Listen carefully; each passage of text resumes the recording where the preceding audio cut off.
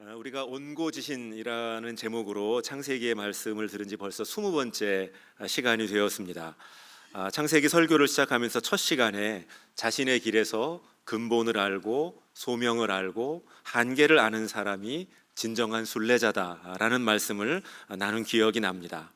여기서 말하는 근본이 우리의 시작과 출발, 그러니까 하나님께서 우리를 자신의 형상을 담도록 지으신 존재라는 것을 기억하는 것이라면, 소명이란 그 길에서 우리가 결코 잃어버리지 말아야 하는 삶의 목적이라고 할 수 있습니다.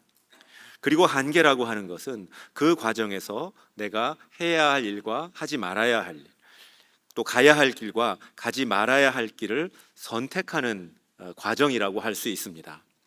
그처럼 우리의 신앙과 삶의 여정에서 목적에 대한 인식과 그 감각을 잃어버리지 않는 것, 그리고 이를 위해서 자신의 위치를 확인하면서 그 방향을 날마다 재조정하는 과정은 매우 중요하다라고 할 수 있습니다.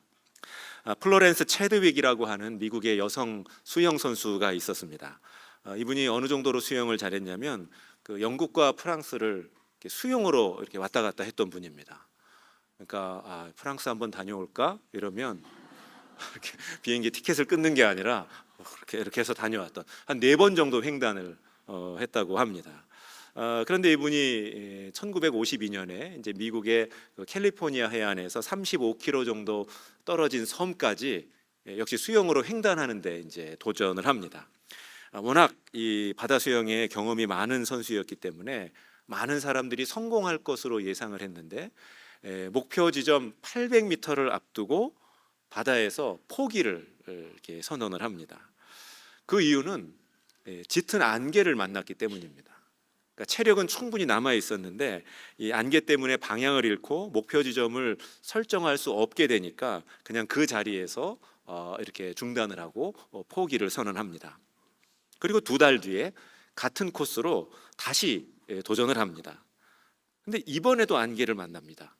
그런데 이번에는 목표 지점에 도달하고 성공을 합니다. 심지어 남자 선수들이 세웠던 기록보다 한 2시간 정도를 단축을 했다고 합니다.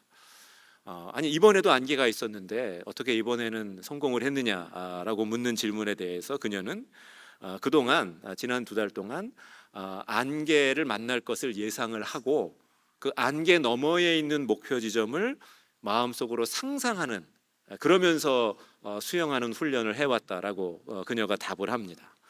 그러니까 요즘으로 말하자면 뭐라 그러나요? 그러니까 이미지 트레이닝 뭐 이런 걸 하면서 훈련을 했다는 것이죠.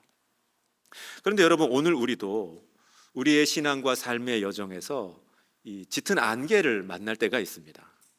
그런데 오늘 우리가 만나는 안개는 오히려 너무나도 많은 선택지로 인해서 우리의 시선을 분산시키고 목적지를 잃어버리게 만듭니다.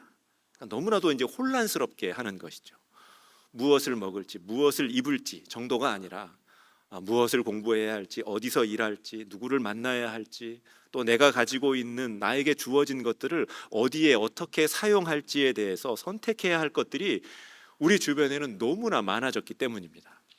물론 그 길과 방법을 선택하는 기술도 함께 발전하고 있습니다.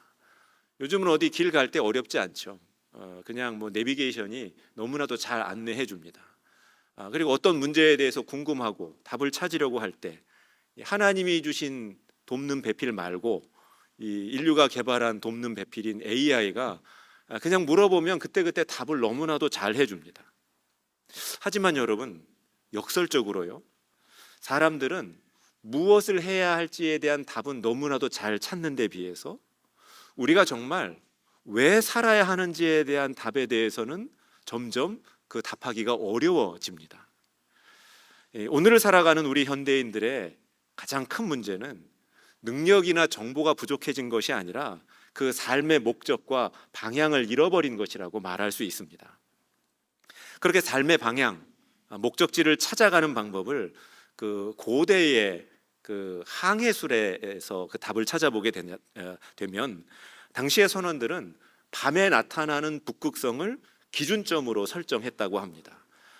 북극성은 흔들리지도 않고 달라지지도 않는 고정된 좌표였기 때문입니다.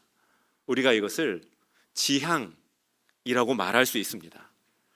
그리고 그 지향점을 기준으로 불어오는 바람을 살피면서 그때그때 그 돛의 방향을 조절하는데 우리가 이를 분별이라고 표현해도 좋을 것 같습니다.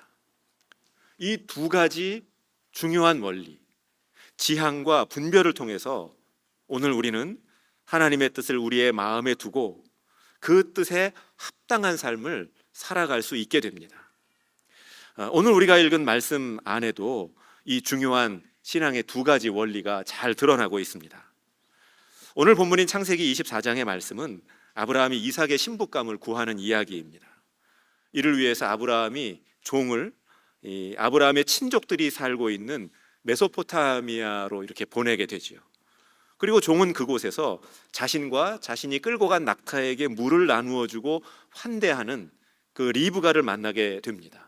그리고 그녀를 이삭의 신부감으로 이제 받아들이게 되는 이야기가 오늘 본문의 이야기입니다. 우리가 앞서 그 아브라함이 그 천사와 하나님을 환대하는 말씀을 나눌 때 이 이야기를 함께 나누었던 기억이 납니다. 이 리브가가 아브라함의 종에게만이 아니라 그 종이 데려간 낙타에게도 물을 주잖아요. 기억나십니까, 여러분? 낙타 한 마리가 물 한 번 먹으면 한 100리터 정도 먹는다. 근데 그 10마리 낙타가 마실 물을 이 리브가가 정성스럽게 대접을 하고 환대를 해줍니다. 그런데 흥미로운 점은 이 창세기가 모두 50장으로 되어 있는데요. 오늘 우리가 읽은 창세기 24장이 그 창세기 50장 가운데 가장 긴 본문으로 기록이 되어 있습니다. 모두 67절까지 이어집니다. 상당히 길죠. 제가 이제 결혼을 앞둔 청년들 만나서 이제 결혼 상담을 이렇게 하다 보면 제가 늘 첫 시간에 꼭 물어보는 게 있습니다. 두 사람 어떻게 만났냐? 두 분은 어떻게 만나게 됐습니까? 이게 물어보면은요, 거의 예외 없이 아주 길고 구구절절한 사연이 나옵니다. 목사님, 사실 우리가 하면서 어떻게 만나게 되었는지에 대한 그 사연과 이야기들이 길죠. 여러분들도 그러시지 않습니까? 근데 오늘 이 성경의 이야기도 이 이삭과 리브가의 만남을 그렇게 아주 길게 기록을 하고 있는 것입니다. 그런데 오늘 말씀은 단순히 이삭과 리브가의 결혼 이야기로만 볼 수는 없습니다. 여러분, 지난 창세기 23장에서 그 사라의 죽음과 장례를 통해서 아브라함이 막벨라 굴을 구입하는 이야기를 우리가 나누었습니다. 그냥 땅 사용하십시오. 이거 굳이 뭘 사려고 합니까? 말은 그렇게 하지만 사실은 팔지 않겠다는 헷족 속 사람들을 아브라함이 3번에 걸쳐서 설득을 합니다. 그래서 공개적으로 값을 치르고 영수증 받고 요즘으로 말하면 그 등기 권리증을 받아내지요. 하나님께서 약속하신 가나안 땅을 처음 소유하게 되는 아주 상징적인 장면이었습니다. 그러니까 하나님의 약속이 성취되는 것을 보기 위해서 아브라함이 끝까지 힘을 다하고 최선을 다하는 모습을 보여주었습니다. 그런데 오늘 우리가 읽은 24장도 그러합니다. 하나님께서 아브라함에게 약속하신 두 가지가 있었는데 바로 땅과 그 자손들이었습니다. 그 땅과 자손을 통해서 아브라함과 그 후손들을 세상에 복이 되게 하겠다, 세상에 복된 존재로 살아가게 하겠다, 하나님 약속을 해주셨습니다. 근데 드디어 이제 아브라함이 가나안 땅에 들어와서 처음 땅을 얻었죠. 23장에서. 그런데 이삭이 태어나기는 했지만 이삭이 아직 결혼을 하지 못하고 있습니다. 그러니까 후손을 보지 못한 상황이었던 것이죠. 그래서 오늘 24장에서는 이삭의 결혼을 통해서 그 하나님의 약속이 후손에게도 이어진다라는 것을 상징적으로 보여주고 있습니다.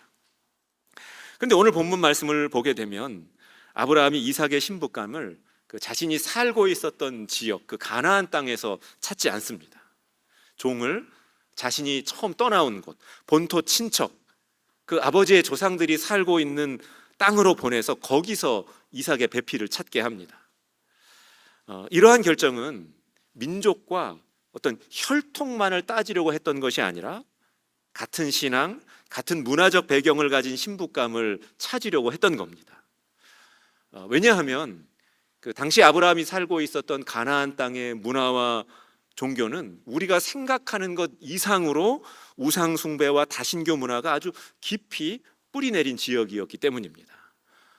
그래서 이 구약 성경 시대 내내 하나님께서 이스라엘 백성들에게 계속해서 경계하게 하시죠. 그들의 신앙을 받아들이면 안 된다. 그들의 문화가 너희들의 신앙과 삶에 스며들지 못하게 주의해야 한다. 늘 말씀하셨습니다. 그리고 당시에는 이 친족 간에 결혼하는 풍습이 매우 자연스러운 것이었기 때문에 이제 아브라함이 그러한 결정을 하게 됩니다.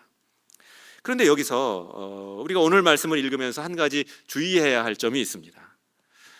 우리와 우리의 자녀들이 이 같은 신앙 안에서 배우자를 찾는 것은 여러분 너무나 자연스럽고 너무나 당연하고 또 격려받아야 하는 일입니다.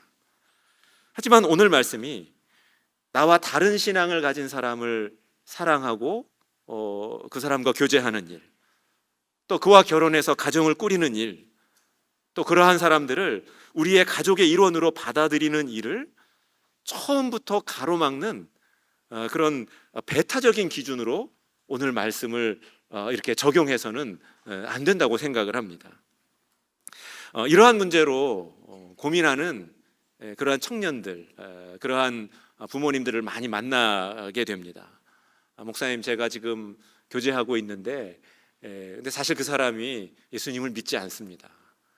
근데 그 사람이 저는 너무 좋아서 그 사람과 헤어지기 너무 어렵습니다. 이렇게 이야기하는 청년들을 만날 때가 있습니다. 그럴 때 저는 오히려 한 3가지 정도를 질문하고 이렇게 함께 나누면서 기도하곤 합니다.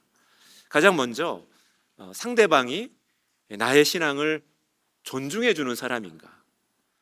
내가 이 사람과 결혼을 하더라도 이 사람이 나의 신앙을 유지하고 지킬 수 있도록 그렇게 해줄 수 있는 사람인가를 묻습니다. 여러분, 이 신앙은 매우 중요한 기준이라고 저는 생각을 합니다.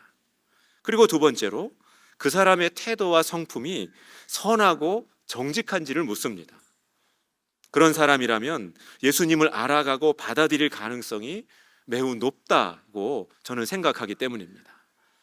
그리고 세 번째로 예수 그리스도의 사랑으로 너는 신앙이 있고 당신은 기도를 하는 사람이니 예수 그리스도의 사랑으로 그 사람과 그의 가정을 사랑하면서 그가 신앙을 받아들일 때까지 인내하며 기도할 수 있겠는지에 대해서 묻고 확인합니다. 그럴 수 있다면 그런 만남과 결혼도 얼마든지 축복받을 수 있다라고 이야기합니다. 여러분, 사실 생각해 보면 그렇게 처음에는 예수를 믿지 않았는데 신앙생활을 잘하는 배우자를 만나서 그분과의 결혼을 통해서 신앙을 받아들이고 지금은 그 배우자보다도 예수를 더 잘 믿는 분들이 우리 주변에 보면 적지 않습니다. 우리 교회에서 신앙생활 하시는 분들 중에서도 그런 분들이 많다라는 것을 제가 알고 있습니다. 여러분, 그런 만남이라면 이게 얼마나 귀하고 복된 만남으로 이어질 수 있겠습니까? 그런데 그때 이 아브라함의 종이 아브라함에게 이렇게 묻습니다. 주인님, 혹시 제가 찾는 신부감이 이 땅으로 오려고 하지 않는다면 그때는 제가 이삭 도련님을 신부감이 있는 땅으로 잠시 데려가도 되겠습니까? 이렇게 주인에게 묻습니다. 얼굴도 안 보고 결혼할 수는 없으니 직접 만나보고 혼인하고 그리고 함께 다시 돌아오면 어떻겠습니까? 라고 이제 종이 아브라함에게 묻습니다. 그러자 아브라함이 이렇게 대답을 합니다. 오늘 본문 24장 6절 말씀인데요. 아브라함이 그에게 이르되 내 아들을 그리로 데리고 돌아가지 아니하도록 하라. 여러분, 이 24장 안에서 아브라함이 이런 표현을 2번에 걸쳐서 반복합니다. 만약에 내가 찾은 사람이 우리가 살고 있는 이 땅으로 오지 않으려고 한다면 그 사람은 하나님이 예비하신 사람이 아닐 것이다. 그러니 이삭이 이곳을 떠나는 일은 절대 없어야 한다라고 강조합니다. 분명 같은 집안 사람일 것이고 신앙도 같고 언어도 문화도 같은 여인일 텐데 아브라함은 왜 그렇게까지 단호했던 것일까요?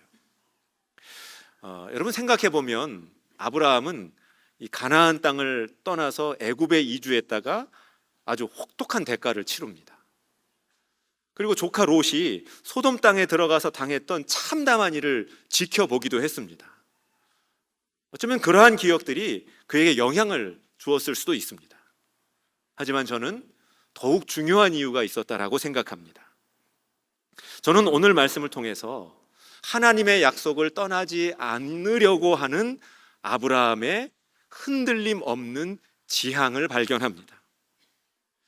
하나님이 우리에게 주신 약속의 땅이니 여기에서는 이 땅보다는 약속에 방점이 찍혀 있다라고 생각합니다. 나와 나의 아들도 그 약속을 절대로 떠나지 않을 것이다. 여러분, 아브라함에게 있어서 가나안 땅은 그냥 머물러야 하는 공간, 지켜내야 할 어떤 재산이 아니라 수많은 유혹과 타협을 거부하고 하나님의 약속을 따라 살아가겠다라고 하는 변하지 않는 삶의 목적이면서 지향점이었기 때문입니다.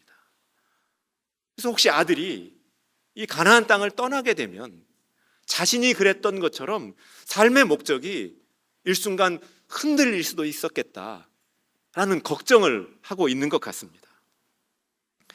그런데 여러분, 이 지향이라고 하는 것은 성경을 보게 되면 특정한 행동이나 외적인 형태로 드러나는 것만은 아닙니다.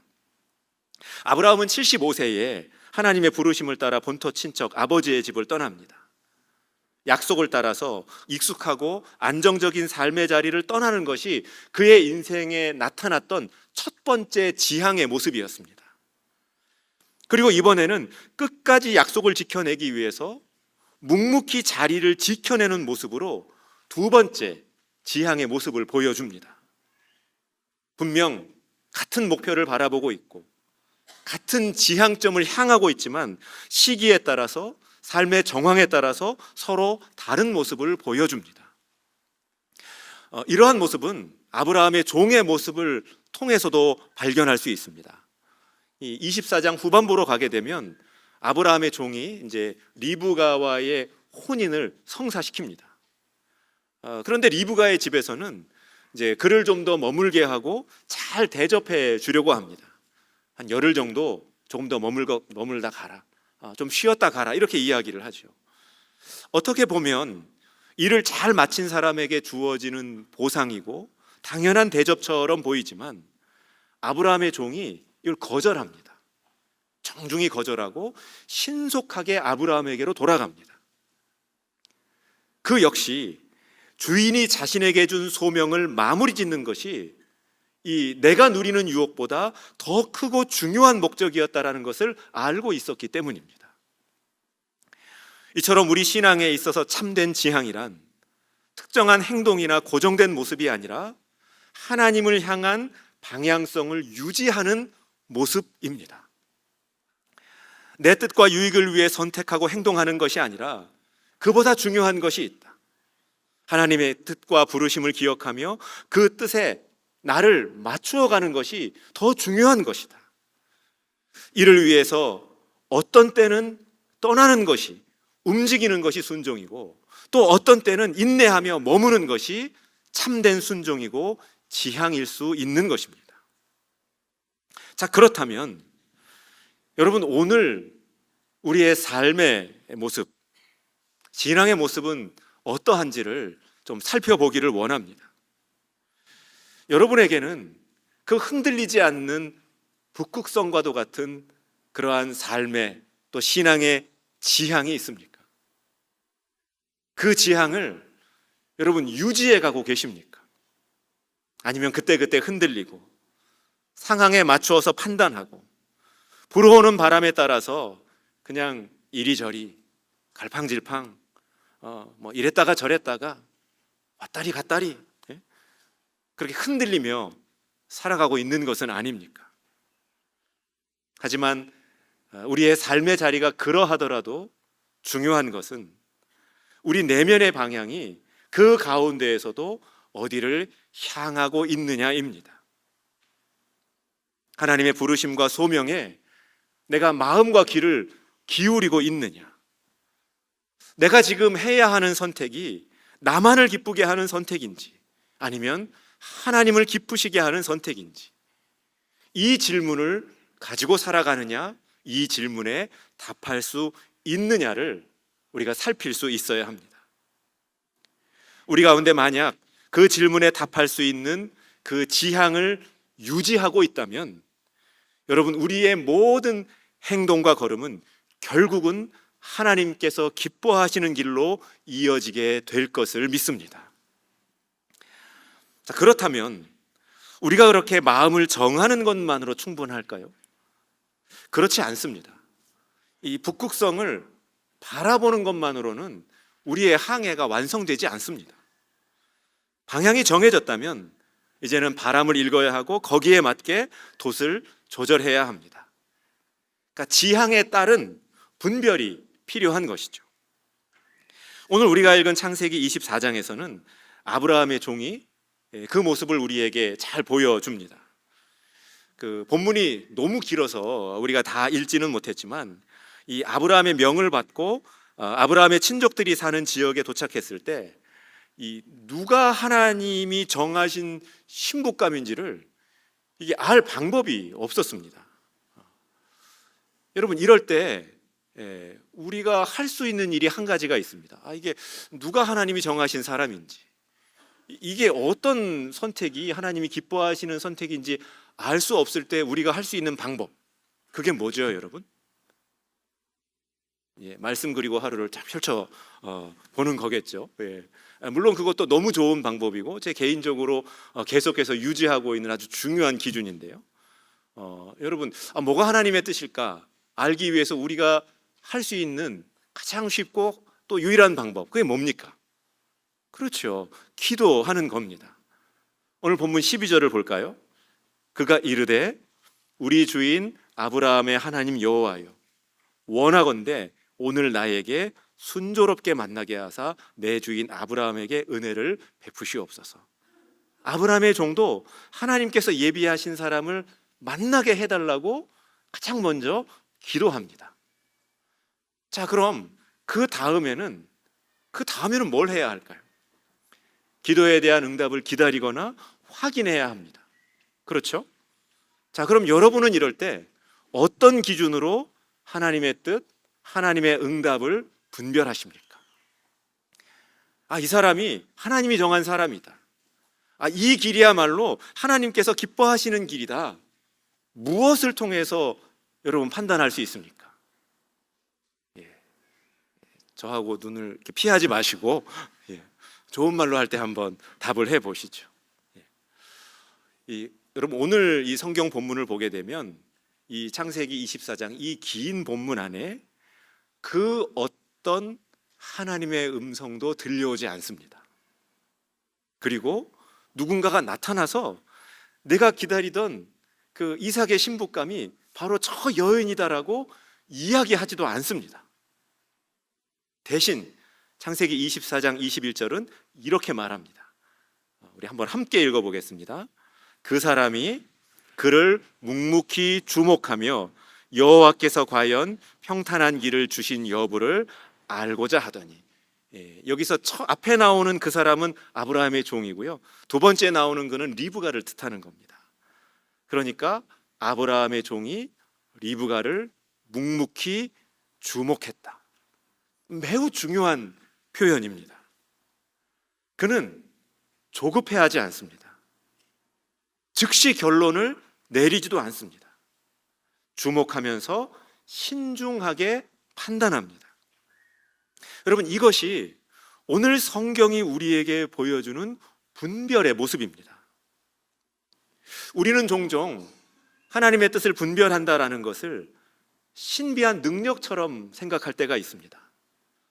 하나님의 음성을 직접 듣는다거나 아니면 하나님이 보내신 누군가의 말과 확인을 통해서 이렇게 사인을 구하려고 하거나 아니면 우리 안에서 이렇게 느껴질 수 있는 뜨거움이나 내적인 평안 같은 체험을 분별의 기준으로 삼는 경우들이 적지 않습니다.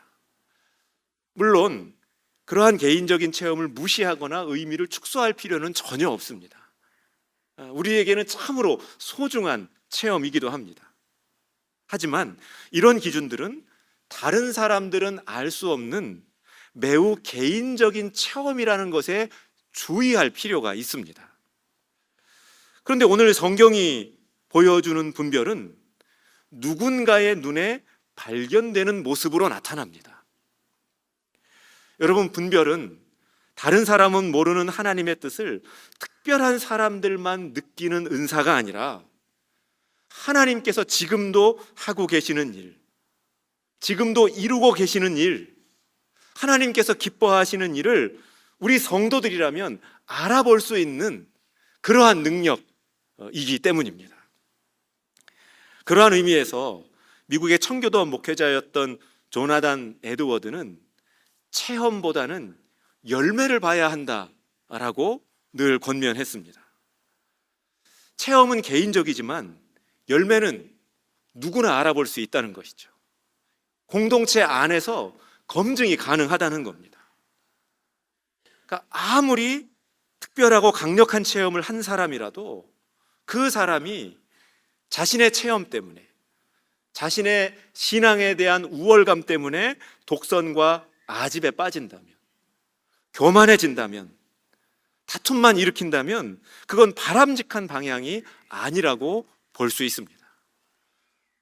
대신 하나님께서 주신 은혜를 체험한 사람이라면, 하나님께서 계속해서 만지신 사람이라면 그러한 사람은 시간이 갈수록 하나님에 대한 사랑이 커지고 겸손과 헌신의 삶을 살아가게 되고 자기보다 남을 귀하게 여기면서 결국은 예수 그리스도를 닮아가게 된다는 겁니다. 그런데 이 과정은 누구나 알아볼 수 있는 열매처럼 나타나게 되고 그것이야말로 바른 분별의 기준이 돼야 한다, 이렇게 이야기합니다. 그래서 오늘 아브라함의 종은 여러분 단순히 이 리브가의 친절만을 본 것은 아니었습니다. 그녀의 삶에 드러난 열매를 통해서 하나님께서 오랜 시간 동안 리브가의 삶에 이루어 오신 그 일과 손길들을 바라본 것이죠. 여러분, 우리도 이러한 질문 앞에서 고민할 때가 있습니다. 어떤 길이 하나님의 뜻인가? 내가 지금 선택을 해야 하는데 어떤 선택이 하나님을 기쁘시게 하는 것일까? 하나님 원하시는 선택일까를 고민할 때가 적지 않습니다. 누구나 그런 선택의 자리에 서게 되면 여러분 마음에 바람이 일듯 조급함이 찾아옵니다. 특별한 체험이나 음성을 기다려보기도 하고 또 때로는 그 길을 찾기 어려울 때 너무나도 손쉽게 세상의 기준을 따라서 판단하고 선택하기도 합니다. 하지만 여러분, 그럴수록 오늘 말씀을 기억하면서 오늘 아브라함의 종이 그러했듯이 잠시 멈춰서 묵묵히 또 주목하고 살피면서 이 선택이 나에게 그리고 우리에게 어떤 열매를 맺게 할까를 생각해 보면 좋을 것 같습니다. 심은 대로 거두리라. 이 진리야말로 하나님께서 세우신 식과 방법이라고 저는 믿기 때문입니다. 이제 오늘 설교를 맺으려고 합니다. 오늘 아브라함과 그의 종을 통하여 우리는 우리 신앙의 중요한 원리라고 할 수 있는 지향과 분별에 대한 말씀을 들었습니다. 지향이 없는 분별은 우리를 이리저리 방황하게 만들 수 있습니다. 또한 분별이 없는 지향은 우리를 독선과 오류 안에 가둘 수 있는 위험성이 있습니다. 그러니 사랑하는 성도 여러분, 우리보다 앞서 가시는 하나님, 여호와 이레의 하나님을 신뢰하고 기억하면서 언제나 어디서나 우리 영혼의 북극성이신 하나님께 나의 마음을 정하고 고정하실 수 있기를 바랍니다. 그리고 그 지향에 맞도록 내가 만나는 모든 일과 상황 속에서 성령의 열매를 맺어가는 믿음의 선택을 이어가는 저와 여러분 되실 수 있기를 바라고 소원합니다. 함께 기도드리겠습니다.